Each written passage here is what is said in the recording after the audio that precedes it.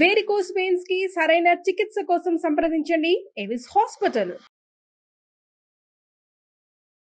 నమస్తే రమగారు. నమస్తే జయ. ఏదైనా మంచి స్టోరీ చెప్తారా? రాజయోగం కథ చెప్తాం. మనకి గొప్ప యోగాలు రాజయోగం ఉంది అలాంటివి మన జాతకాల్లో కనపడతాయి.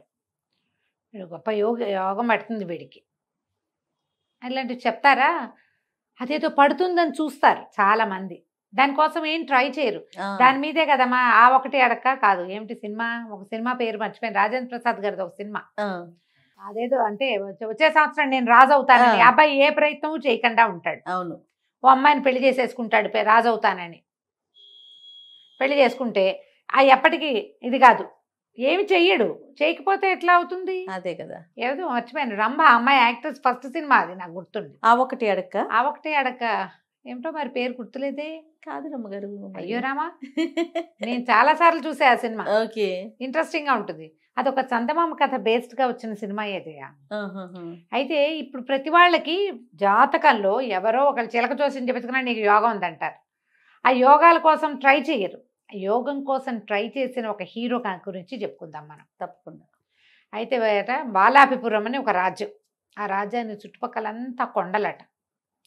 ఈ కొండల దగ్గర పచ్చిక బయళ్ళు అవి బాగా ఉండేవి. ఈ బయళ్ళకి చుట్టుపక్కలంతా చిన్న చిన్న గ్రామాలు ఉండేవి. ఒక గ్రామంలో, ఒక కొండ పక్కన ఉన్న గ్రామంలో కొమరయ్య అని ఒక కుర్రాడు ఉండేవాడు. వాడు భలే సాహసి, తోటరాముడు లాంటి వాడు అనమాట. వాడు ఏదైనా చేసేస్తాడు. అయితే వాడికి గొడ్లు గాయటం గొర్రెలు గాయటం పైన చెప్పేవాళ్ళు. ఆ గొడ్లని గొర్రెల్ని కాయటం కొండ మోపుల మీద కష్టం. ఏవో ఒకటి వచ్చి పడతాయి. వీడికి భయం లేదు, ఏదొచ్చినా భయపడ్డవాడు, తిరగబడతాడు. వీడికి అప్పచెప్పేవాళ్ళు. కానీ వీడికి ఎంతసేపు పెద్ద పెద్ద వేరే వేరే ఊళ్ళు చూడాలి, దేశాలు చూడాలి, యుద్ధాల్లో పాల్గొనాలి, అలాంటి కోరికలు ఉండేవి. కానీ చిన్న ఊరు, చిన్న జీవితం. ఒకనాడు ఇట్లా గొడ్లని గొర్రెల్ని కాసుకుంటూ కొండ వైపుకి తీసుకెళ్ళి మధ్యాహ్నం కాసేపు పడుకున్నట్టు. పడుకుంటే వీడికి ఎట్లా కాలు వచ్చింది ఆ కొమరయ్యకి. వీడు కుర్రాడు, ఒక 25 ఏళ్ళు ఉంటాయి. కొండ ఎక్కినట్టు తను. ఆ కొండ ఎప్పుడు ఎక్కినవాడు కాదు. వాళ్ళు ఎవరు కొండలు ఎక్కరు, ఆ కొండ పాదాల దగ్గరే ఉంటారు. కొండలకి ఏం చేస్తాం అనుకుంటారు. గొడ్లను కూడా అంత పైకి పోనీరు, పైన ఏ ప్రమాదాలు ఉంటాయో అని. కొండ పాదాల దగ్గర ఉన్న చోటే పచ్చిక బయళ్ళు ఉంటాయి. తను కొండెక్కినట్టు, కొండెక్కితే ఒక పెద్ద సింహాసనం ఉంది. తను ఆ సింహాసనం మీద కూర్చున్నట్టు, తన పక్కన ఎవరో రాకుమార్తె కూర్చున్నట్టు, తన తల మీద ఒక కిరీటం ఉన్నట్టు కలొచ్చింది. ఈ పక్కనున్న పిల్ల తన తన భార్య అనమాట. కలొస్తే నేను రాజుని అంటూ మెలకువచ్చింది. చూసుకున్నాడు, ఏమీ లేదు, పుట్టి నేల మీద ఉన్నాడు. కళ్ళెత్తి చూస్తే కొండ నిలువుతా కనపడుతుంది. కొండెక్కాలనుకునేవాడి కథ గుర్తొచ్చేసిందని వచ్చింది. ఆ పైన ఏముందో. అయితే ఏమైంది? సో ఇప్పుడు ఆ కథలు కూడా దీని బేస్ ఏం చెప్పాలి? అవును రమ్మ గారు. అక్కడి నుంచి ఏమనుకున్నాడు, ఇది కళలు నిజమవుతాయి ఎక్కడైనా. ఇదే కళ ఇలాగే నాకేం కనపడిందో అదే వస్తే అప్పుడు చూస్తా దాని సంగతి అనుకున్నాడు. మర్నాడు మధ్యాహ్నం పడుకుంటే సేమ్ డిట్టో అదే కళ వచ్చింది. మళ్ళీ అదే అమ్మాయి, అదే సింహాసనం, తను మంచి బట్టలు వేసుకుని ఉన్నాడు, తన నెత్తి మీద నవరత్న ఖచ్చిత కిరీటం పెట్టు. ఈ పనులు మానేయాలి నేను, నాకేదో యోగం పట్టబోతోంది, అదే నాకు కనపడుతోంది. నా కళ ఎందుకు వస్తుంది పదే పదే? నన్ను ఏదో చేయమని కాదు, అదేమిటో నేను చేస్తానని ఈ గొడ్లని గొర్రెల్ని ఎవరికి వాళ్ళకి అప్పచెప్పేశాడు. నేను వేరే ఊరు వెళ్తున్నా, ఇప్పట్లో రా, రేపొద్దున బాలాపిపురానికి రాజు అవుతానేమో నేను. అదే ఇది దాని సంకేతమే ఇదని నమ్మాడు. దానికోసం ఏం చేయాలి? నా ఇంట్లో నేను కూర్చుని నేను రాజునవుతా అంటే అవ్వదు. రాజుని అవ్వడానికి ఏం ప్రయత్నం చేయాలో చూడాలి, దానికోసం ఎక్కడికైనా ట్రావెల్ చేయాలి అని చెప్పి ఏం చేశాడు, ఇక నడవటం మొదలుపెట్టాడు. కొండ ఎక్కగా కొండ అంటే అది వద్ద కొండగా లేదు, అది ఒక ఎత్తు, కొంత బల్లపరుపు, అక్కడ ఏవో మామూలు చెట్లు, ఏదో చిన్న చిన్న జనావాసాలు కూడా ఏవో ఉన్నట్టే కనపడతాయి. ఆ కాస్త మేర ఉంటారు వాళ్ళు. ఇలా వెళ్తూ ఉంటే ఆ కొండ ఓ పక్క నుంచి దిగడానికి వీలుగా కనపడుతోంది. దిగితే ఆ దిగిన వైపు నుంచి చూస్తే పట్టణం కనపడుతోంది దూరంగా. ఆ దిగడానికి పూనుకున్నాడు.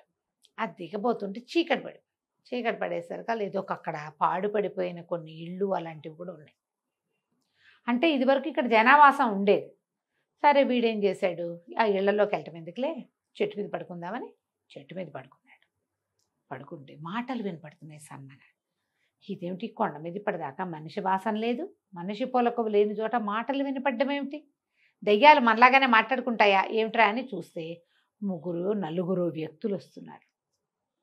నలుగురు మంచి దృఢకాయలు, బుర్ర మీసాలు, బ్రహ్మాండంగా ఉన్నారు, భారీ కాయలుగా కనిపిస్తున్నారు.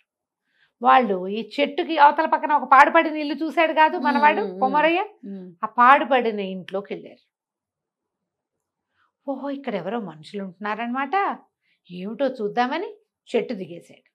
దిగేసి చల్లగా ఇంకో పక్క నుంచి ఆ ఇంట్లోకి ప్రవేశించాడు. నలుగురు కాళ్ళు చాపుకుని పడుకుని ఉన్నారు. వాళ్ళు పడుకుంటే మాట్లాడుతున్నారు. వీళ్ళు దొంగలేమో అనిపించింది. వాళ్ళ దగ్గర మూటలు, సామాన్లు, కత్తులు, పిడిబాకులు అన్నీ తీసి పక్క పెట్టారు. అందులో ఒకడు కాళ్ళు చాపుకున్నవాడు, ఎరా గుంటనక్క ఇవాళ ఏం దొరికిందిరా నీకు అని అడిగాడు. అడిగితే రెండోవాడు, నలుగురు ఉన్నారుగా, ఒకడు నాయకుడు, ముగ్గురు అతని వీళ్ళు అనమాట, సైన్యం లాంటి వాళ్ళు పక్కన ఉండేవాళ్ళు, తోడుండేవాళ్ళు. ఆ గుంటనక్క చెప్తున్నాడు, ఇవాళ నాకు ఒక వ్యాపారస్తుడు కనపడ్డాడు. వాడి దగ్గర భలే కోటు ఉందన్నా, ఎంత బాగుందో కోటు. ఆ కోటు ఏం లేదు, మనకు డబ్బులు కావాల్సి వచ్చినప్పుడల్లా కోటును తిరగేసి బోర్లు ఇస్తే మొహరీలు రాలుతాయి అందులో నుంచి. ఆయన విప్పి పెట్టి స్నానానికి వెళ్ళాడు, నేను కొట్టుకొచ్చేసా, ఇదిగో అన్నాడు అని గోడకి తగిలిచ్చాడు. ఒక చక్కటి కోటు అది. ఆ కోటు వేసుకోవడానికి బాగుంటుంది, చూడ్డానికి బాగుంటుంది, కావాలంటే దాన్ని తిరగేస్తే అందులో నుంచి మొహరీలు రాలుతాయి. బాగుందిగా, బ్రహ్మాండంగా ఉందిగా. ఇంకొకరిని పిలిచాడు, ఎరా జిత్తులు మరి నువ్వేం తెచ్చావురా అని ఇంకొకరిని అడిగాడు.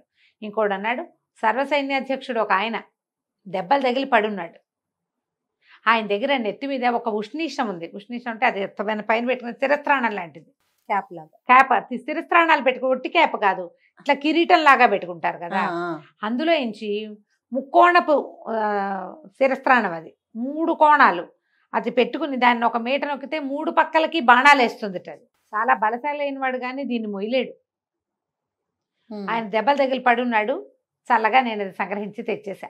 ముక్కోణపు శిరస్త్రాణము, 3 పక్కలకి బాణాలు వేస్తుంది, బాగుందే, సరే ఇదిగో అని చూపించాడు. ఇక మూడో వాడిని అడుగుతున్నాడు, ఎరా మోసగారి నువ్వేం తెచ్చావురా అని అడిగితే మూడో వాడు చెప్తున్నాడు, ఇవాళ ఒక కత్తి దొరికిందన్న. ఆ కత్తిని మామూలుగా పెట్టుకుంటే కత్తే, అది దాన్ని నేలలో గుచ్చితే ఒకేసారి 1000 మంది సైనికులు పుట్టుకొస్తారు నేలలో ఇంచి, చాలా పవర్ఫుల్, అది దొరికింది, ఇదిగో అని కత్తి మొదలుపెట్టాడు. మంచివి తెచ్చారా, ఇక వీటిని అమ్మే ప్రయత్నం చేసుకుందామని ఎవరి దారిని వాళ్ళు ఒళ్ళు విరుచుకున్నారు, చల్లగా పడుకుని నిద్రపోయారు. ఆ కొండంతా ఎక్కారా, భారీ మనుషులు, నిద్ర పడితే ఒక రకంగా మెలకు వస్తుందా వాళ్ళకి. వీడేం చేశాడు, వీళ్ళు దొంగలు, 3 రకాల వస్తువులు తెచ్చారు, సామాన్యులు కాదు, వీటితో 3 ప్రత్యేక ఉపయోగాలు ఉన్నాయి. ఇవి ఒక రాజుకి ఉపయోగపడే విషయాలు. అవి రాజుకి డబ్బు అవసరం, సైన్యాల పోషణకి, ప్రజా పోషణకి, రాజుకి బాణాలు వేయగలిగే శిరస్త్రాణం అవసరం, రాజుకి సైనికులు అవసరం. వీళ్ళు ఏం చేసుకుంటారు, చల్లగా వాళ్ళ వెనకాల నుంచి వెళ్ళి ఆ 3 వస్తువులు చెత్త పుచ్చుకొచ్చేసాడు.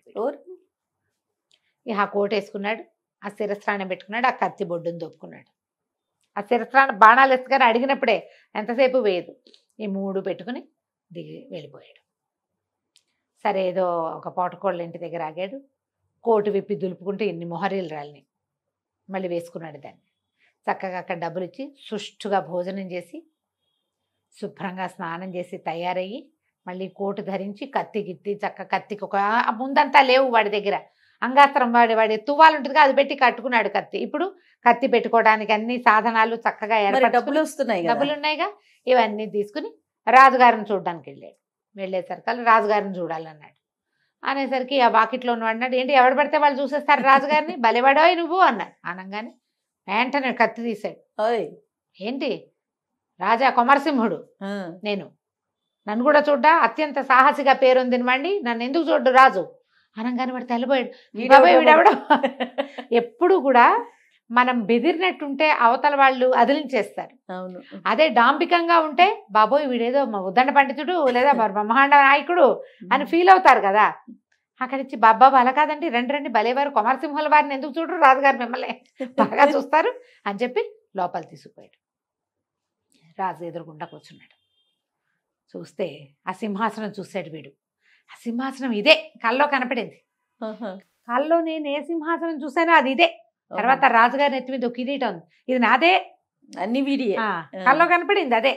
ఓహో ఇదే మన దవ్వబోతోంది అనుకుని, నమస్కారం మహాప్రభు, నేను ఒక క్షత్రియుణ్ణి, దేశాలు తిరుగుతూ ఇక్కడికి వచ్చాను, నా దగ్గర బ్రహ్మాండమైన విద్యలు ఉన్నాయి, నా చరిత్రాన్ని చూసారా, 3 పక్కల బాణాలు వేస్తుంది, తలచిన తోడనే 1000 మంది సైనికుల్ని రప్పించగలను, నేను మీకు ఏ సహాయం కావాలంటే ఆ సహాయం చేస్తా, మీకు నా సేవ చేస్తా సదా, ఏమంటారన్నాడు. రాజుగారికి ఇప్పుడు సైనిక సహాయం అవసరమైన పరిస్థితిలో ఉన్నాడు. ఆయనకి పక్క రాజ్యమైన వల్లభాపురం రాజుగారు వీళ్ళ మీదకి దండెత్తి రాబోతున్నాడు. ఓకే. రాజు అన్నాడు, చాలా సంతోషం నాయన, మేము మాకున్న సైన్యం చాలదు, ఏం చేయాలా అనుకుంటాం, ఇంత యుద్ధం చేయగలిగే వీరుడివి, తర్వాత సైనికులను కూడా పుట్టించగలను తెప్పించగలనని చెప్తున్నావు, పుట్టించడం కాదు తెప్పించడం అని చెప్పాడు. నీలాంటి వాడి తోడు చాలా అవసరం, నీకేం కావాలి చెప్పు, మీ అమ్మాయిని ఇచ్చి పెళ్లి చేయండి నాకు అని అడిగాడు. సరే, రాజుకు నవ్వొచ్చింది, వీడెవడో కుర్రాడు, వాడు వచ్చి అమ్మాయిని ఇచ్చి పెళ్లి చేయమంటే చేసేస్తామా, అలా చెయ్యం బాబు, మా మీదకి వచ్చిన ప్రమాదాన్ని తప్పించు ముందు, అప్పుడు అమ్మాయి పెళ్లి సంగతి ఆలోచిద్దామన్నారు. సరేనని ఇతను ఏం చేశాడు, వల్లభాపురం సైన్యం ఏ పక్క నుంచి వస్తుందో తెలుసుకుని ఈ లోపల ఈ రాజుగారి దగ్గర హాయిగా రెస్ట్ తీసుకున్నాడు. 2 రోజులు వాళ్ళ దగ్గర తీసుకున్నాడు, వాళ్ళ దగ్గర నుంచి ఒక గుర్రం తీసుకున్నాడు.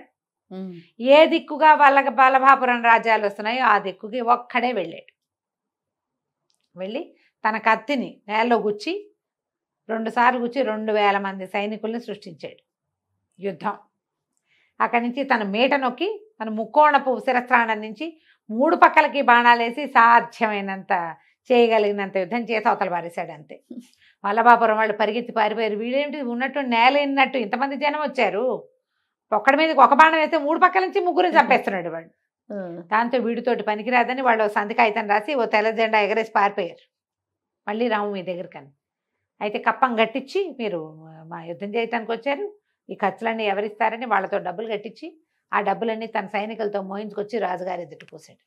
రాజు ఆశ్చర్యపోయాడు. ఆయన కొంతమంది చారులను పంపించి తెలుసుకున్నాడు, వల్లభాపురం వాళ్ళు జన్మలో రారు ఇంకా, పైగా వాడు ప్రచారం చేస్తాడు, వీడి దగ్గరికి వెళ్తే ఇక్కడ ఎవడో ఒకడు ఉన్నాడు బ్రహ్మాండ నాయకుడు, వీడు మామూలు వాడు కాదు, 3 పక్కల బాణాలు వేస్తాడు, ఇవన్నీ చెప్పుకుంటారు కదా, దాంతో ఇంకెవరు రారు. దాంతో రాజుగారు చాలా సంతోషించాడు. భలేవాడు నాయన, చాలా గొప్పవాడివి, మా అమ్మాయి నుంచి పెళ్లి చేస్తానని అమ్మాయిని రప్పిస్తే వీడు కల్లో చూసింది ఈ అమ్మాయిని, ఓహో ఇదే ఆ అమ్మాయి అని సంతోషించాడు.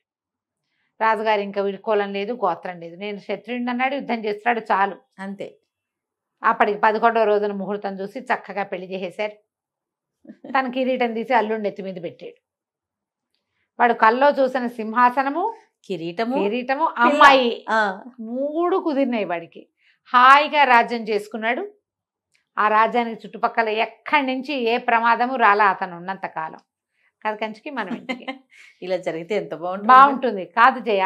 యోగం ఉందని చెప్తే దానికోసం ప్రయత్నం చేసి సక్సెస్ అయిన వాళ్ళు కోకొల్లలు ఉంటారు. ప్రయత్నశీలుడు, ప్రయత్నం చేసి వీడు వచ్చాడు కనీసం, అంతే. వెళ్ళాలిగా, మాకు యోగం ఉందని ఎప్పుడో వస్తుందని అదే వచ్చిద్దని అది వస్తుందని కూర్చోకూడదు. నువ్వు ఒక 4 అడుగులు ముందుకేస్తే అది 10 అడుగులు ముందుకేస్తుంది. అది ఏ అడుగు వేయకపోతే అది కూడా వేయదు. అదే కదా రమ్మగారు యోగం అంటే, మనం 4 అడుగులు వెయ్యాలి, అసలు వెయ్యాలి. మనం ప్రయత్నం చేస్తే అప్పుడు యోగిస్తుంది మనకి. కాబట్టి మీకు జాతకాల్లో ఆ యోగం ఈ యోగం బుధాదిత్య యోగాలు అవి ఉంటే వాటికి ఏం వస్తుందో కనుక్కుని ఏం చేయాలో తెలుసుకుని ఆ పని చేయండి నాయన, దేశం ప్రగతి పథంలో పయనిస్తుంది అప్పుడు. తప్పకుండా. నమస్తే. నమస్తే.